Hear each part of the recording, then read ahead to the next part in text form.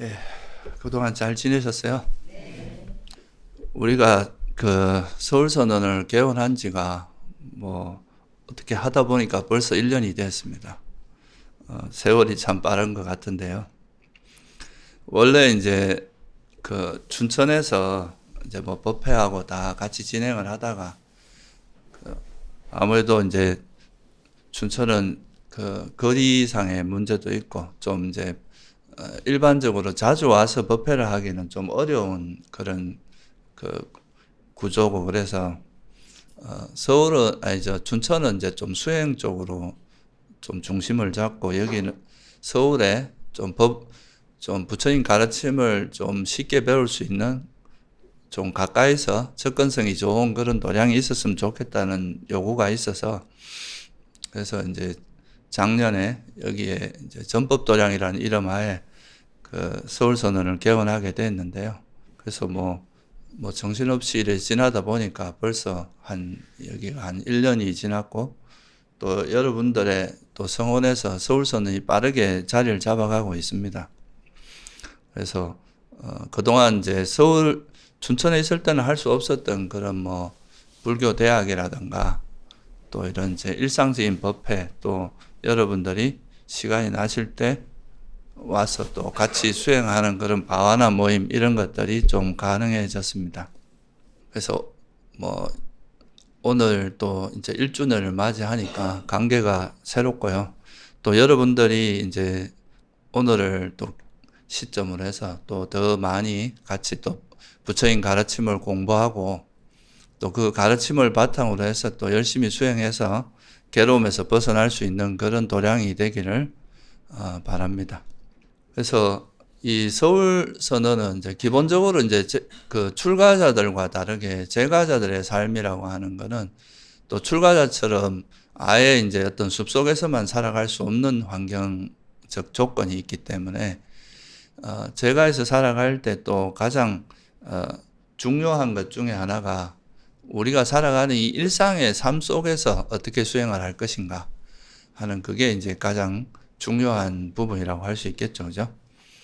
그래서 오늘은 어떻게 보면 이제 이 서울선언에서 같이 이제 법을 공부하면서 배운 그런 법을 또 일상 속에서 어떻게 적용해서 우리 마음을 괴롭히는 그런 번뇌를 버리고 또 그런 괴로움에서 좀 벗어날 것인가. 다시 말해서 일상 속에서 어떻게 이제 번뇌를 버릴 것인가 하는 것에 대해서 좀 간단히 말씀을 드리려고 합니다.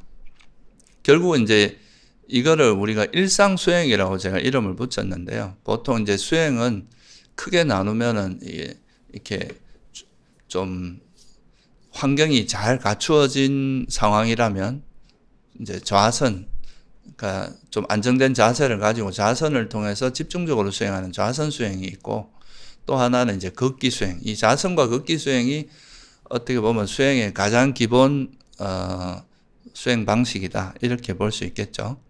그런데 이제 자성과 극기 수행은 그래도 나름대로 좀 포멀한 어느 정도의 좀 격을 갖추고 수행을 하는 거라면 그런 거와 관계없이 우리가 일상 속에서 일을 하고 밥을 먹고 뭐 학교를 가고 직장을 가고 하는 우리가 일상적으로 살아가는 삶 속에서 이제 하는 수행을 총칭해서 이제 일상 수행이라고 할 수 있는데요.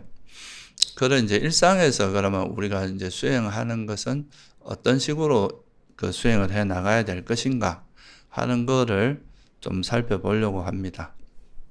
그리고 이제 이런 어떤 수행을 하든 간에 좌선을 하든 극기 수행을 하든 일상에서 수행을 하든 간에 불교 수행에서 이제 가장 중요한 포인트가 뭐냐라고 하면 아무래도 불교 수행은 크게 보면 이제 세 가지로 이야기할 수 있죠. 계정해라고 다 아시다시피 계를 잘 지키고 그리고 이제 삼매와 지혜를 닦는 거 이게 이제 불교 수행의 큰 틀이라고 할 수 있는데요.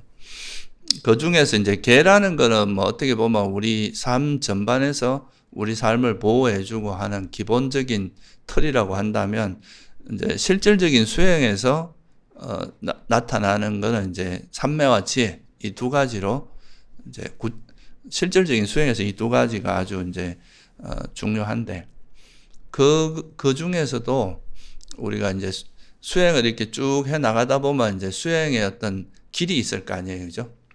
이렇게 걸어가는 이제 그 과정이 있을 텐데, 그 중에서 이제 첫 번째 이렇게 가다가 첫 번째 일에 도달해야 될 목표가 있고, 이걸 통해서 다시 도약을 해서 이제 깨달음으로 가는 길이 있는데, 그 최근에 제가 이제 이런 깨달음으로 가는 길에 있어서 가장 부처님께서 가장 큰 전환점, 가장 큰 그러니까 이 수행에서 가장 큰 전환점으로 이제 당신이 생각했던 게 뭐냐 하면은 그거는 이제 선정이라 그랬죠, 그죠?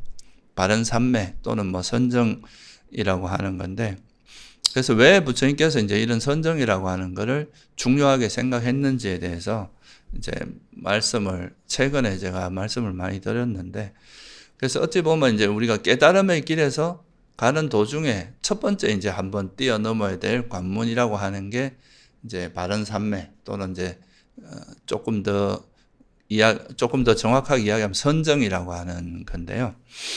이 선정을 닦는 것이 이제 불교에서는 아주 중요한 과정인데, 그렇다면 이런 이제 바른 삼매 또는 이제 좀 더 궁극적으로는 선정이라고 하는 이게 왜 중요한가, 이거하고 이게 또 일상 수행과 어떻게 연관이 되는가, 이제 일상에서 우리가 사는 수행이 이 선정과 어떻게 연관이 되고 또 이것이 어떻게 해서 그런 깨달음으로 이어지게 하는가, 이 부분에 대해서 한번 살펴보도록 하겠습니다.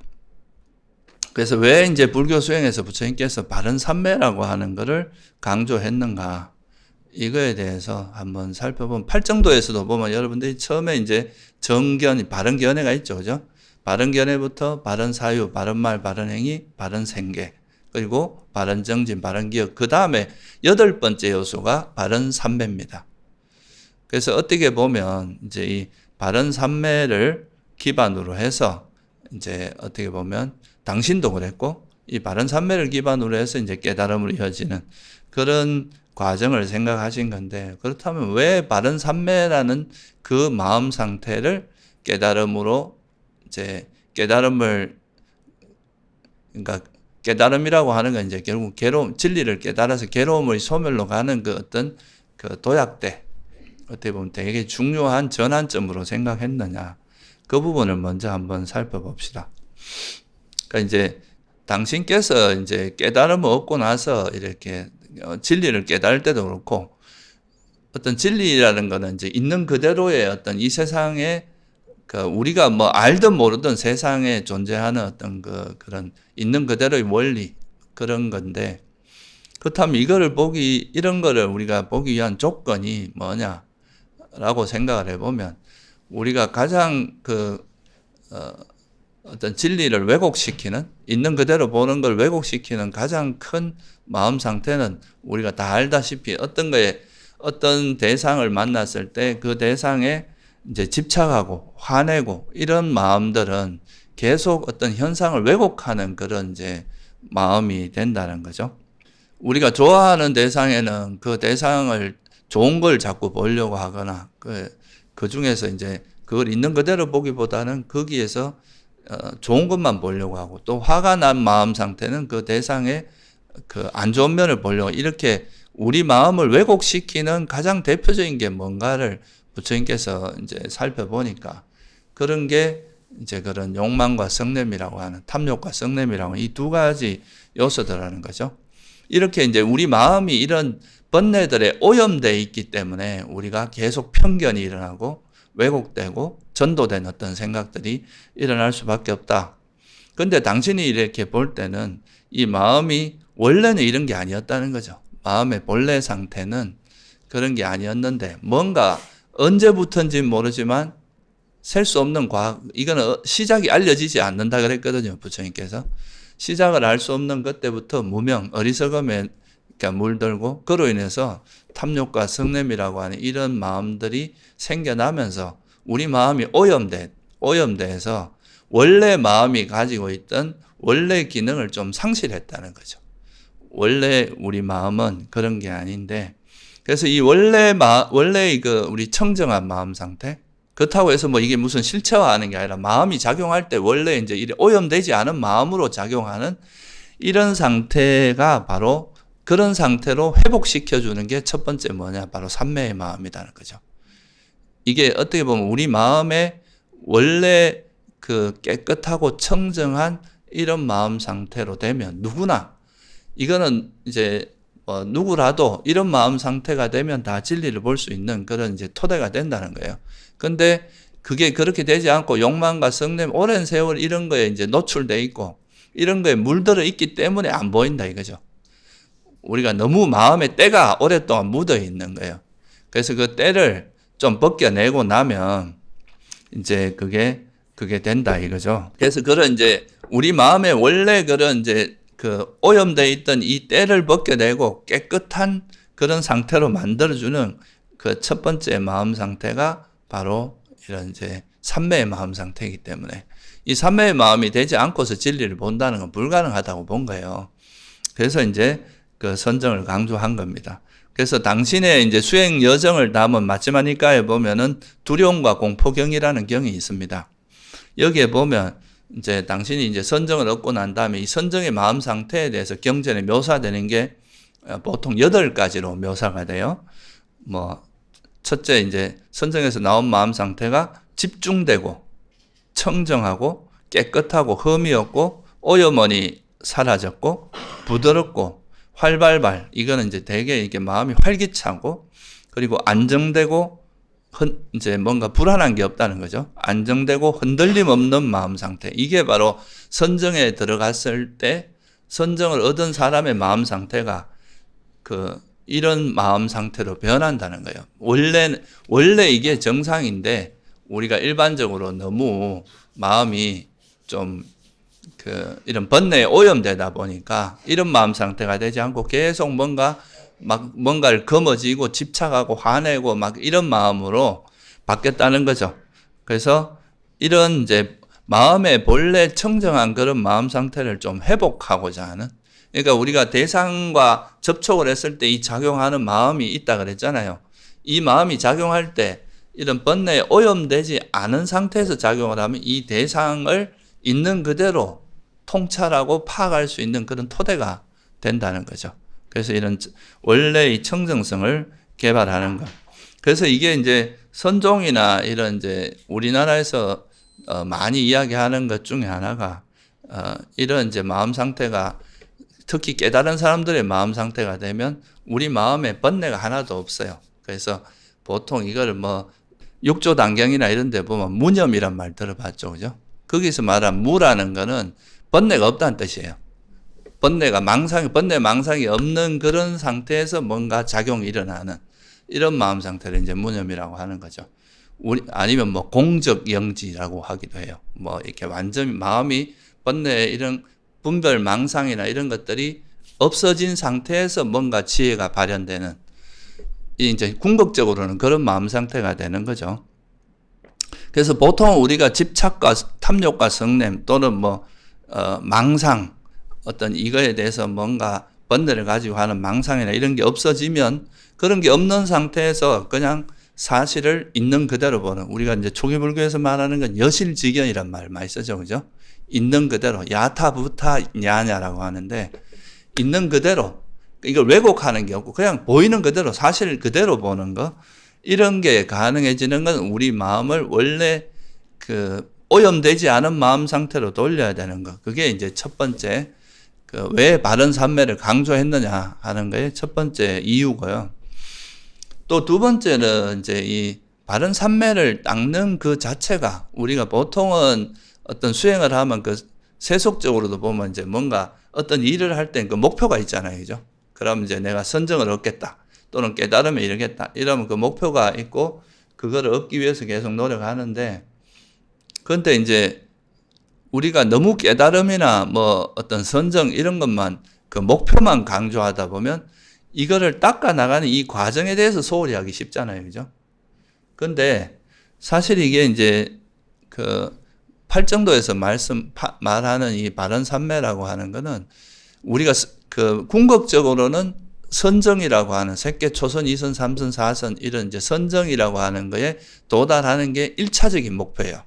이 선정을 통해서 이제 이걸 도약대로 삼아서 이제 깨달음으로 가는 방식으로 부처님께서 설해놨기 때문에. 근데 여러분이 그러면 선정에 들지 못한다면 우리가 하는 수행이 다 의미가 없냐? 이렇게 생각할 수도 있잖아요. 그죠? 내가 이 생에 선정을 얻지 못하면 그동안 내 수행한 거 아무 의미가 없다. 또는 깨달음을 얻지 못하면 아무 의미가 없다. 이렇게 이제 볼 수도 있는데 그게 아니라는 거예요.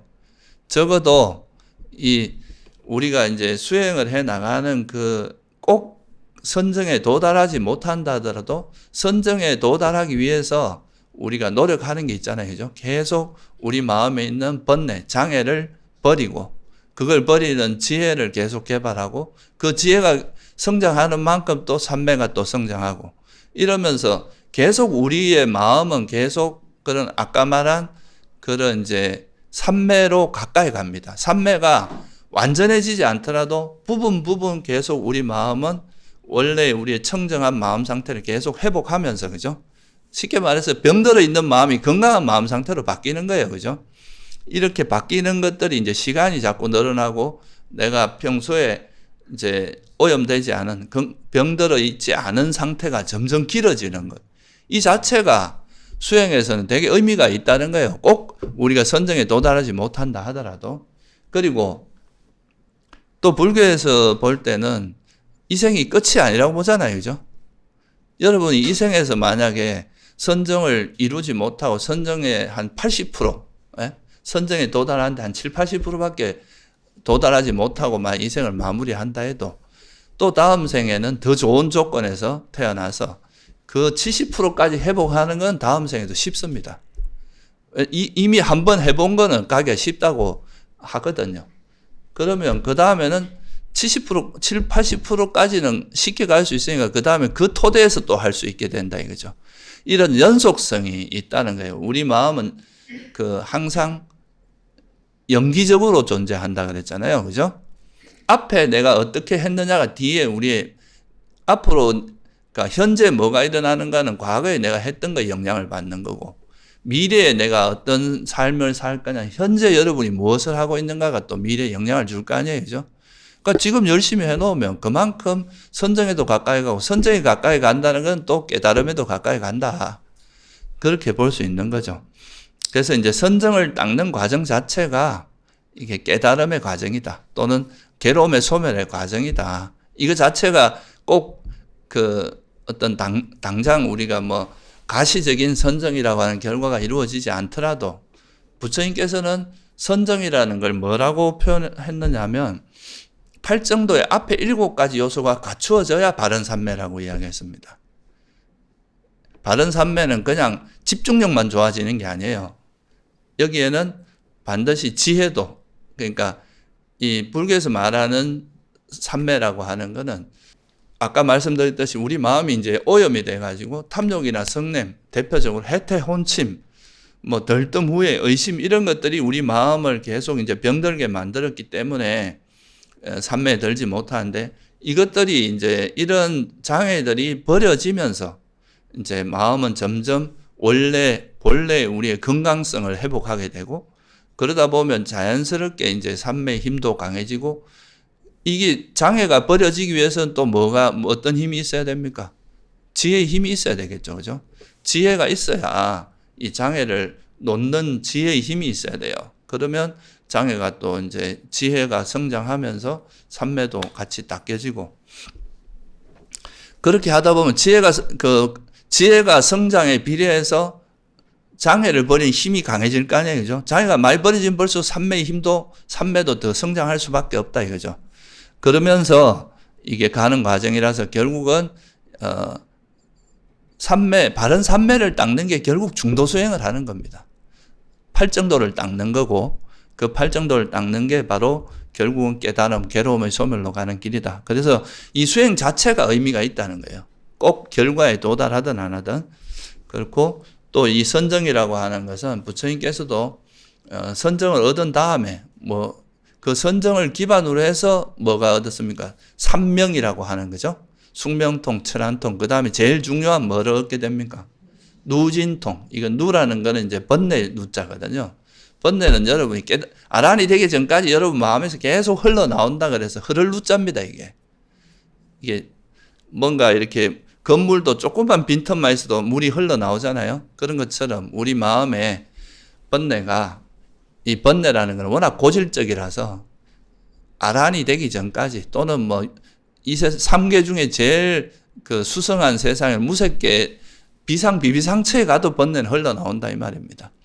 그래서 그런 것들이 이 번뇌가 다할 진짜죠. 그죠? 그것이 다 없어지는 그런 지혜가 생길 때까지. 그래서 이 선정에 도달한다는 것은 이미 번뇌가 상당 부분 일시적으로 완전히 버려지지 않아도 선정에 들어있는 만큼은 일시적으로 번뇌가 멈춰진 상태잖아요. 그죠? 그러니까 이거는 벌써 상당한 수준의 지혜가 돼야 선정에 들 수 있습니다. 우리가 요즘 보통 뭐 선정에 들었다고 하는 건 대부분 좀 가짜라고 생각하시면 돼요. 그게 진짜로 그런 선정에 드는 건 쉽지 않습니다.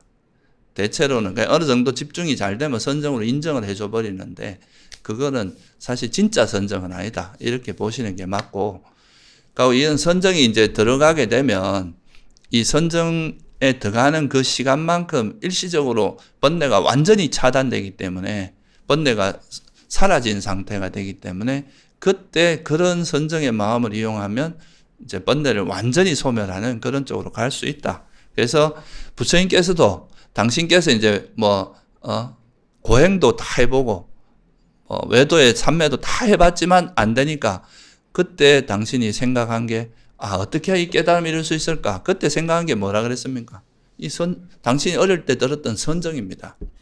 그래서 그때 그러고 당신께서 선언하신 내용이 뭐냐면, 이 선정이 깨달음의 길이다, 이렇게 판단하시고 이제 선정을 이용해서 아까 말한 삼명, 그러니까 숙명통과 천안통과 누진통을 얻고, 그리고 이제 소위 말 무상정등 정각이라고 하는 깨달음을 얻으신 거 아니에요. 그죠?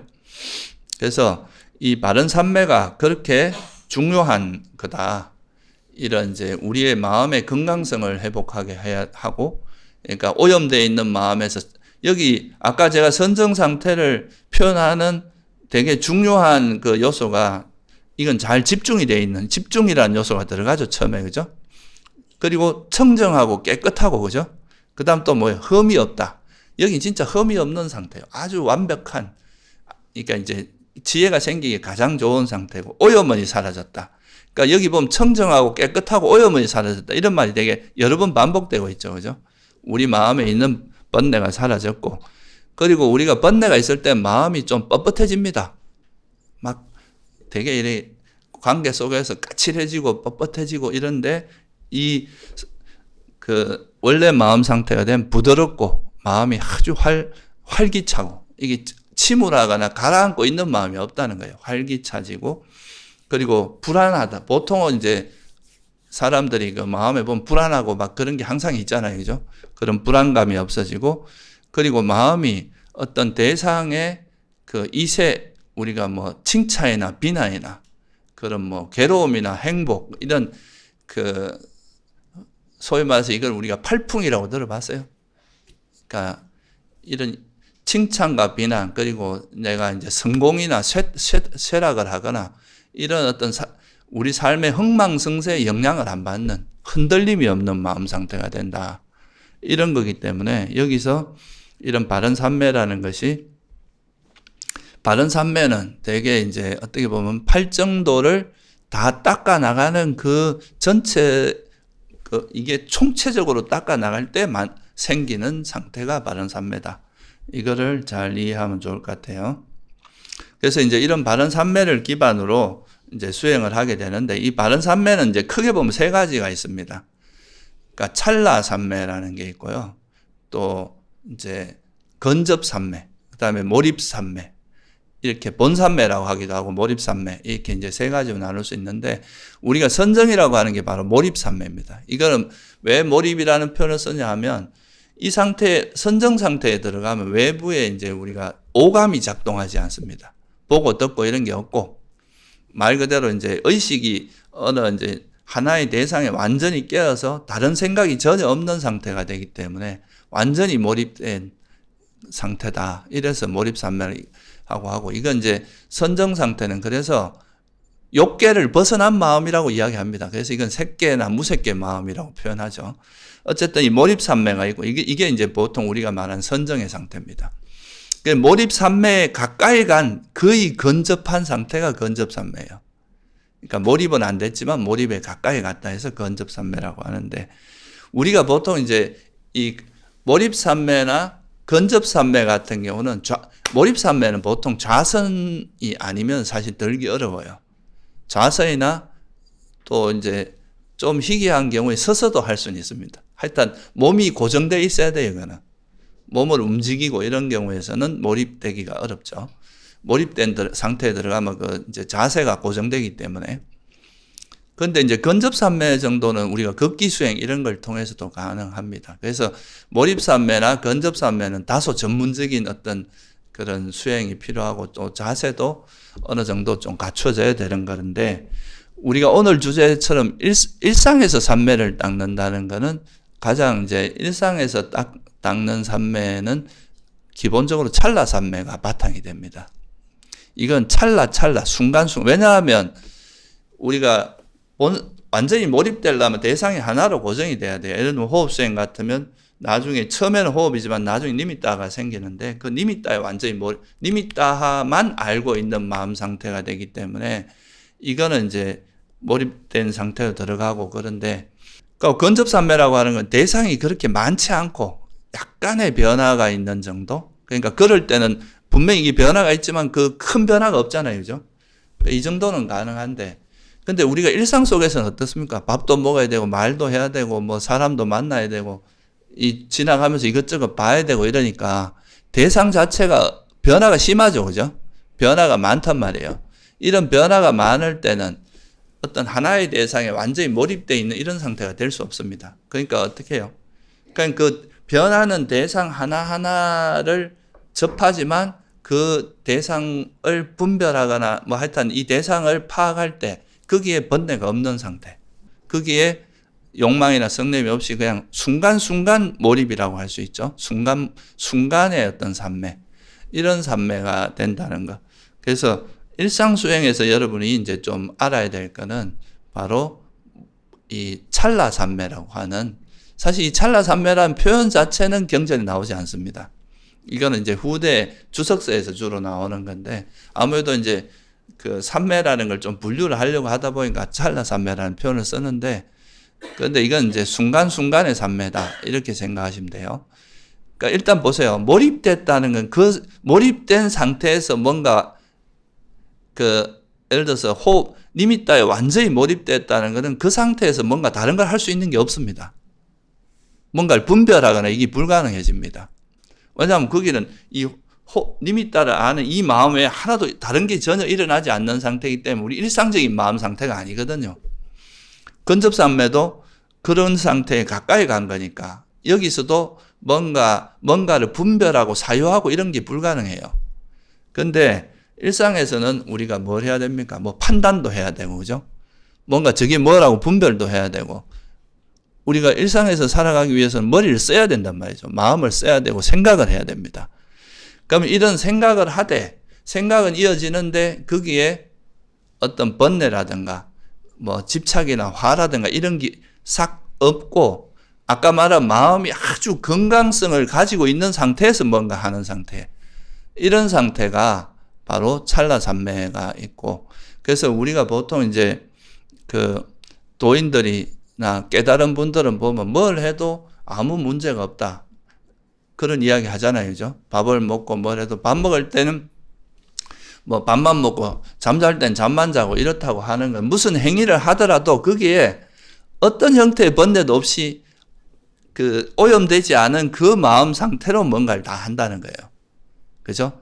근데 보통은 사람들이 어떻게 하면 밥 먹을 때 이 반찬 왜 이래 맛없어 하고 화내고, 또는 맛있으면 막 너무 좋아하고 이거 너무 맛있다 하고 정신없이 그 빠져서 먹는다거나, 대화할 때도 상대에 대한 적대감으로 대화를 할 수도 있고, 또 상대에 대해서 마음을 얻기 위해서 막 자기 욕망을 가지고 뭐 대화할 수도 있고, 자기를 드러내기 위해서도 할 수 있고, 이런 거는 어떻게 하는 겁니까? 오염이 된 상태로, 그죠? 우리 마음이 오염된 상태로 뭔가 행위를 하고 말을 하고 생각을 하고 이런 거잖아요. 이런 거는 이제 찰나 삼매가 없는 상태입니다. 그러니까 우리가 삼매가 있다는 거는 거기에 삼매의 제일 핵심은 장애가 없는 거죠. 번뇌가 없는 상태란 말이죠. 그죠? 오염원이 없고 번뇌가 없는 상태니까 왜 어떤 대상과 부딪혔을 때, 대상과 접촉했을 때 우리 마음이 일어나는데 일어나는 이 마음에 번뇌가 없는 상태가 되는 게 되게 중요한 거죠. 그죠?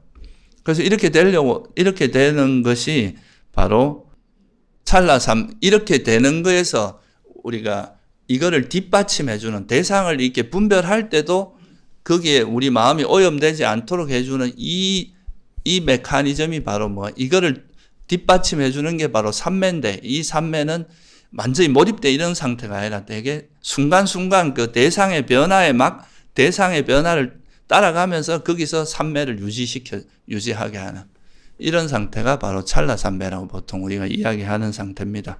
그래서 보통 이제 중국의 선어록이나 이런 데 보면 거기가 이제 중국의 언어 자체가 시어거든요. 시에 되게 적합한 언어입니다. 그래서 이 언어 자체가 되게 멋있어요.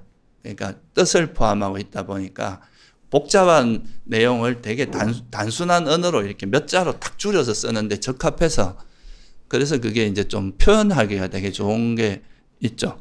그래서 보통 우리가 이제 이런 거를 일체처에 두루하지만 마음이 오염되지 않는다, 이런 표현을 쓰기도 해요.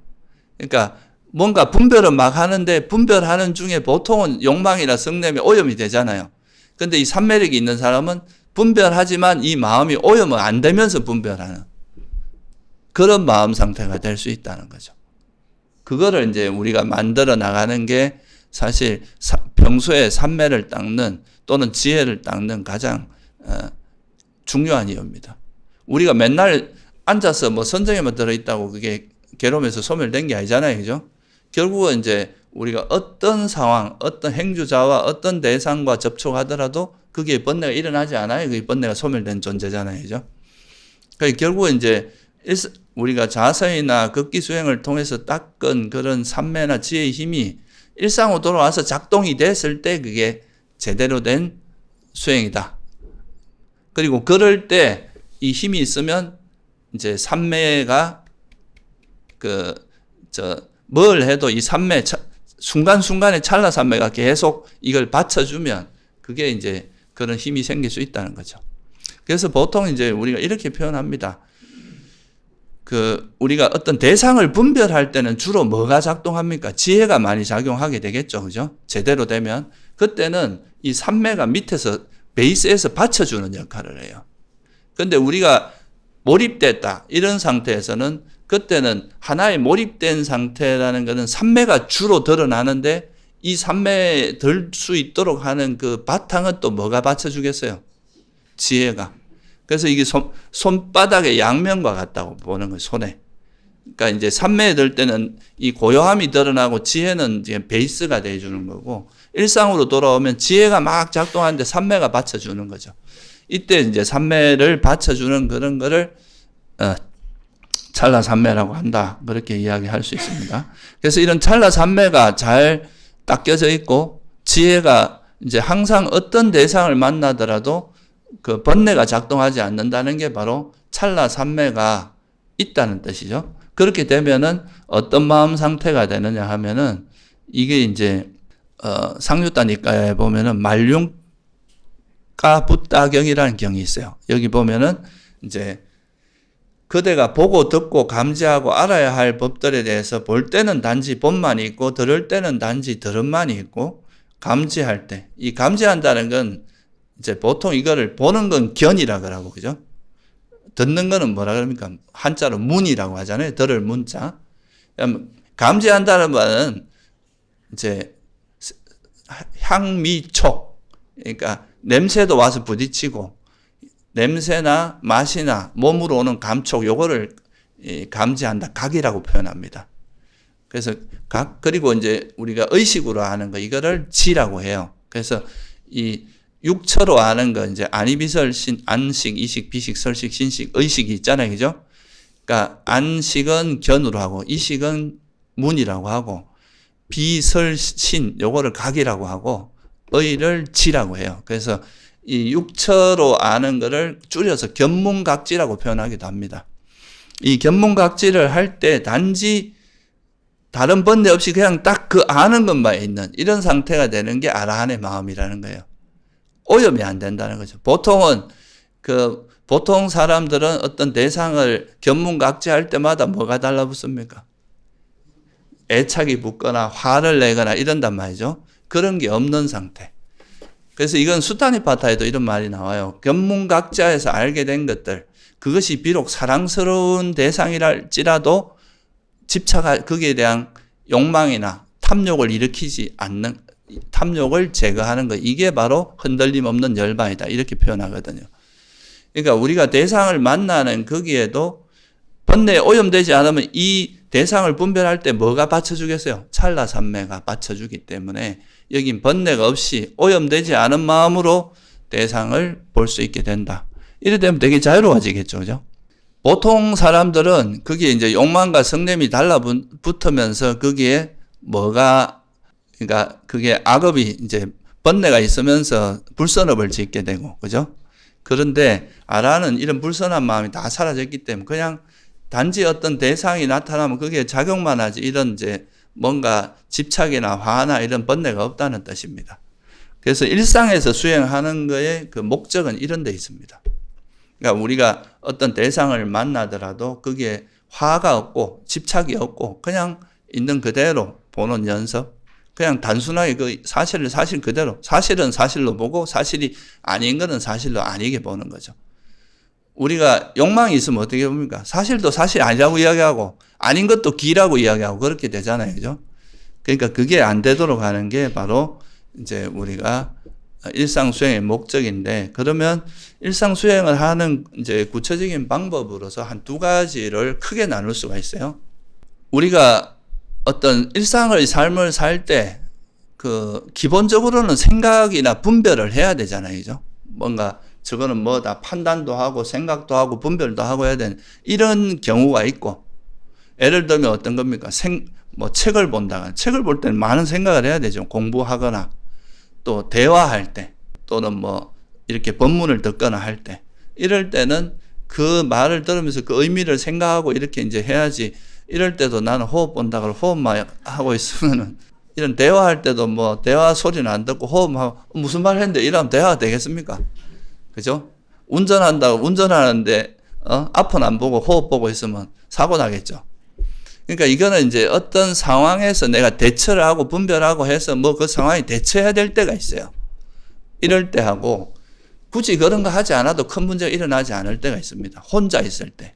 혼자서 뭐 예를 들면 집에 혼자 있거나 혼자 수행하거나 혼자 조용한 데서 산책을 하거나 이럴 때는 사실 뭐 그런 게 그리 중요하지 않으니까, 이럴 때는 생각을 최대한 줄이고 현재에 머무는 식으로 가도 되지만, 우리가 어떤 상황을 판단해야 되고 분별해야 되고 이럴 때는 그렇게 하면 문제가 생긴단 말이에요.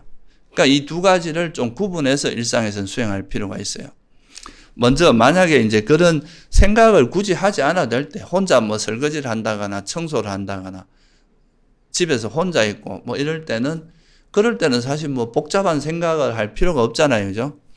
그럴 때는 그냥 현재 일어나는 자기 몸의 행위에 그냥 마음을 두고 거기에만 현재만 머물려고 생각을 최대한 멈추고 현재에 머무는 방향으로 수행을 하면 되겠죠. 그죠?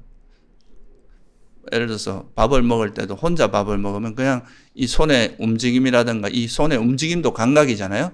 그리고 이제 뭐 맛이라든가 씹을 때의 그런 감각이나 이런 이제 현재 일어나는 그 몸의 감각에 계속 머무는 거는, 이건 마치 이제 호흡 수행할 때 호흡에만 머무는 거나 비슷하게 단지 현재에 머무는 연습을 하는 거죠.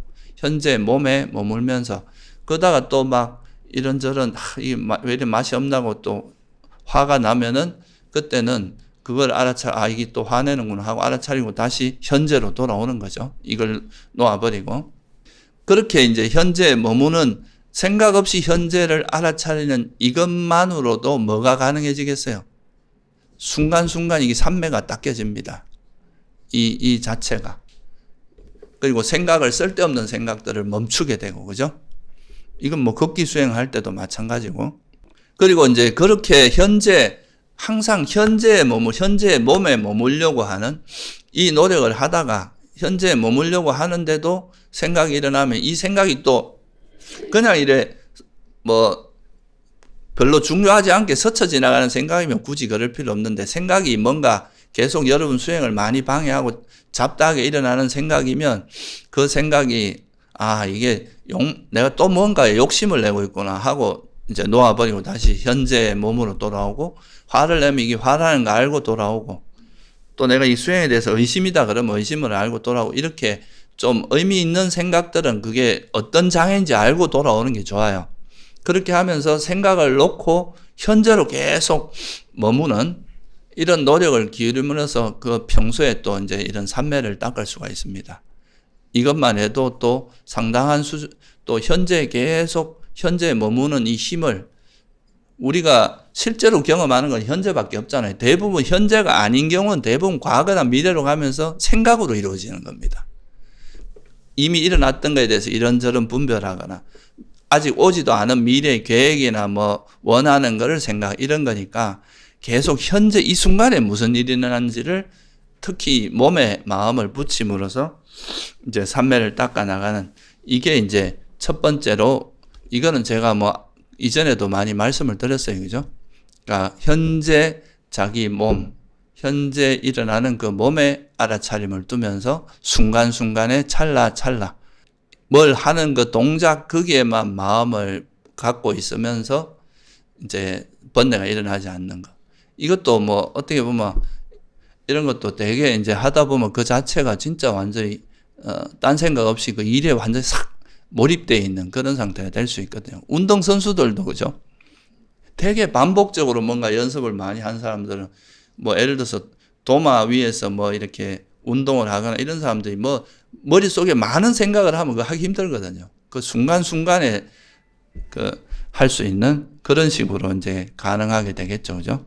그러니까 이거는 이제 별로 이렇게 생각이 필요하지 않고 혼자서 조용히 이렇게 뭔가 할 수 있는 그런 상황에서는 현재 자기 몸의 감각, 생각을 최대한 없애고, 생각이 일어나면 그게 어떤 장인지 알고 놓아버리고 다시 현재로 돌아오면서 현재에 머무는 이 방향으로 하면 되는데, 근데 아까 말씀드렸듯이 이제 뭔가 그렇지 않고 뭐 대화를 한다거나, 그죠? 뭔가 책을 보면서 뭔가 생각한다거나, 뭐 또 이렇게 법문을 듣거나, 또는 일을 하는데 생각을 하면서 일을 해야 되는 그런 경우도 있을 거 아니에요. 그죠? 이런 경우에는 그 현재 자기 몸에 머문다는 것이 되게 어려워요. 그건 몸에 머물기가 힘들죠.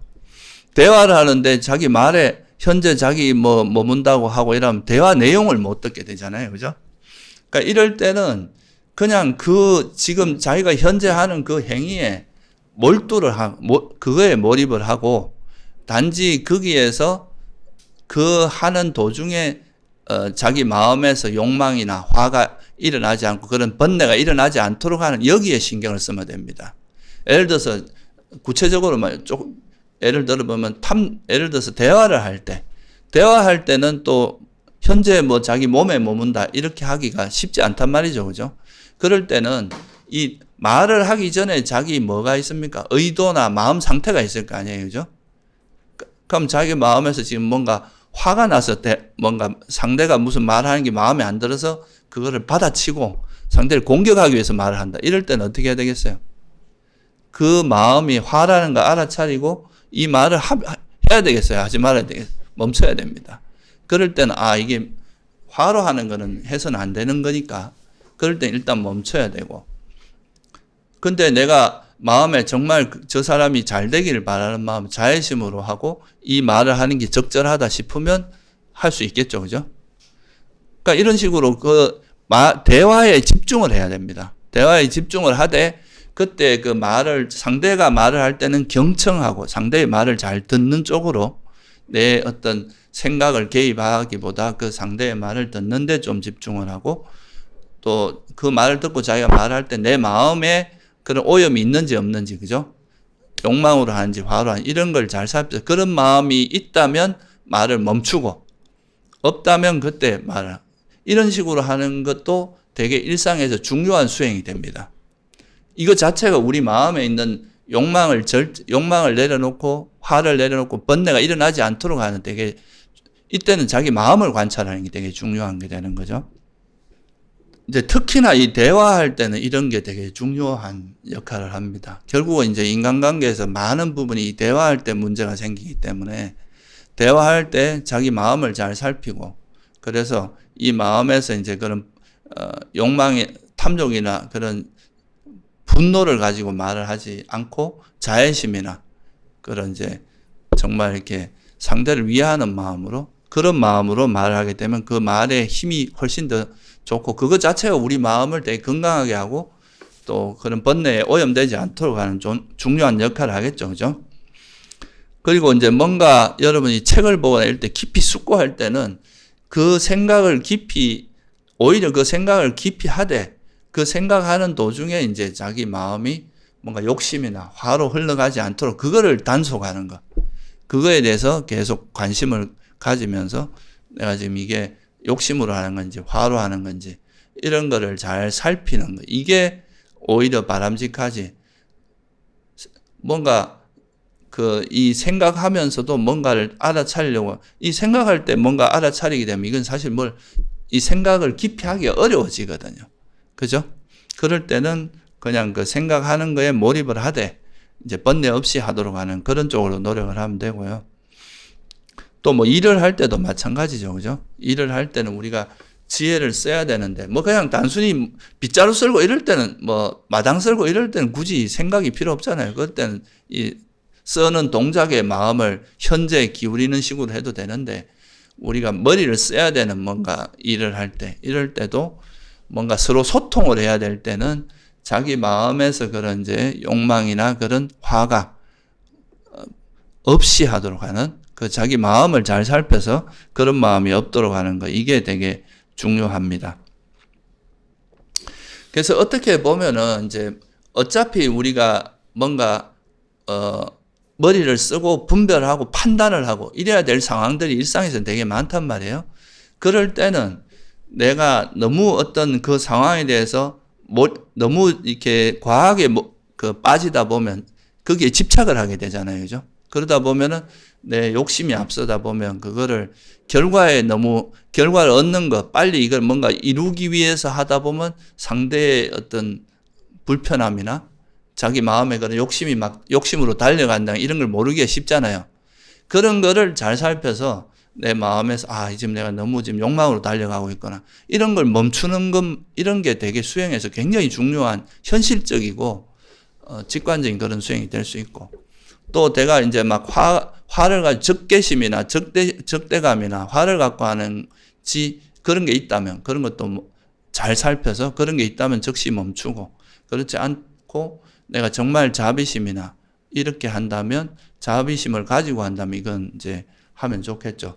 그래서 보통 우리가 번뇌가 없는 상태에서 뭔가 일을 추진할 땐 여유가 있고 좀 여유 있게 뭔가 일을 할 수가 있는데 그렇게 아니라 욕망이나 화가 개입될 때는 좀 급해지고 조급해지고 뭔가 강박적으로 뭘 하게 되고 이렇게 되기가 쉽습니다. 그래서 이제 현재 생각 없이 현재를 알아차릴 수 있는 상황에서는 그렇게 함으로써 찰나 삼매를 닦는 쪽으로 관심을 기울이고 그런 게 안 되고 우리가 뭔가 상황을 분별하고 판단하고 해야 될 때는 그때 그런 행위를 할 때의 자기 마음을 잘 살펴서 그 마음이 오염되는 게 없이 탐욕이나 성냄 없이 평온한 마음으로 할 수 있는 이건 이제 그런 마음이 일어날 때 즉시 알아차리고 내려놓고 할 수 있도록 그런 방향으로 노력하는 게 바람직하다. 이게 이제 어떻게 보면 우리가 궁극적으로 해야 될 일이죠. 어차피 살아가다 보면 뭔가 분별도 하고 판단도 하고 해야 되는데 이런 상태에서 이게 이전에 우리가 닦아놓은 지혜나 삼매의 힘이 있으면 이제 이럴 때 번뇌 없이 할 수 있는 그런 이제 힘이 생기는 거죠. 이게 이제 아라한처럼 되면 이제 말 그대로 이제 아무 번뇌 없이 분별함 없이 분별한다. 무분별지 이런 말이 그 약간 시적인 언어입니다. 실제로 분별 안 한다는 뜻이 아니라 번뇌 없이 분별한다 이런 뜻이에요. 그러니까 무념이라는 것도 생각이 없다는 게 아니라 번뇌 없이 뭔가 생각한다 이런 뜻이고, 그러니까 우리 마음에 그런 번뇌 없이 뭔가 상황을 대처하고 판단하고 생각하는, 이렇게 될 수 있다 이거죠. 그래서 이게 일상수행에서는 이런 게 되게 중요한 역할을 합니다. 일상수행 속에서는 또 이런 게 이제 훈련되는 것도 있고, 또 우리가 극기수행이나 자선에서는 잘 드러나지 않는 번뇌가 또 일상에서는 굉장히 많은 경계에 부딪히잖아요. 그럼 이럴 때 또 우리 마음에서 이전에 경험하지 못했던 번뇌들 많이 경험할 수 있는데, 이런 게 또 굉장히 중요한, 또 여러분 지혜를 닦는 되게 중요한 또 소스가 됩니다.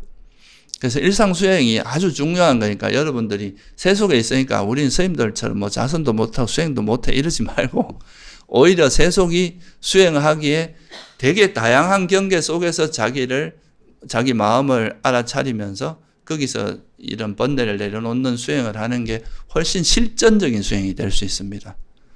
그런 걸 알고 한번 열심히 해보시기 바라고요. 그래서 이제 이런 게 능숙해지면 이제 마지막 니까에 보면 사유를 가라앉힌 경이라는 경이 있는데, 우리가 이런 게 능숙해지면 생각을 굳이 할 필요가 없을 때, 우리가 망상하고 있을 필요 없이 이때는 삼매에 들어있고, 그죠? 이 삼매에 들어있다가 생각할 땐 또 내가 이 삼매를 기반으로 해서 생각을 하는 거죠. 그래서 이렇게 능숙해진 사람은 이제 아라한이 되면 어떻게 된다고 표현이 되어 있느냐면, 비구들이요, 그는 원하는 사유는 사유할 것이고 원하지 않는 사유는 사유하지 않을 것이다. 그러니까 자기가 원할 때는 생각할 수 있고 원하지 않으면 그냥 조용히 멈출 수 있는. 여러분 어떻습니까? 안 되죠. 그러니까 그거를 누구나 잘 안 됩니다. 그래서 그거를 연습하는 것이 우리가 일상 속에서 수행해서, 그러니까 뭔가 분별할 때는 분별하되 번뇌 없이 분별하려고 애를 쓰라는 거예요. 노력하고. 그리고 일어나면 그 번뇌 일어나면 알아차리고 내려놓고. 그리고 만약에 그런 분별이 필요 없는, 굳이 생각하지 않아도 될 상황이면 생각 없이 그냥 삼매에 머무는, 일상 속에 찰나 삼매나 뭐 삼매에 머무는 방향으로. 그렇게 하면 필요할 땐 생각하고 필요 없을 땐 생각을 멈출 줄 아는 그런 힘이 생긴다. 이게 일상수행의 되게 중요한 방향성이라고 볼 수 있습니다. 예, 오늘은 여기까지만 하겠습니다.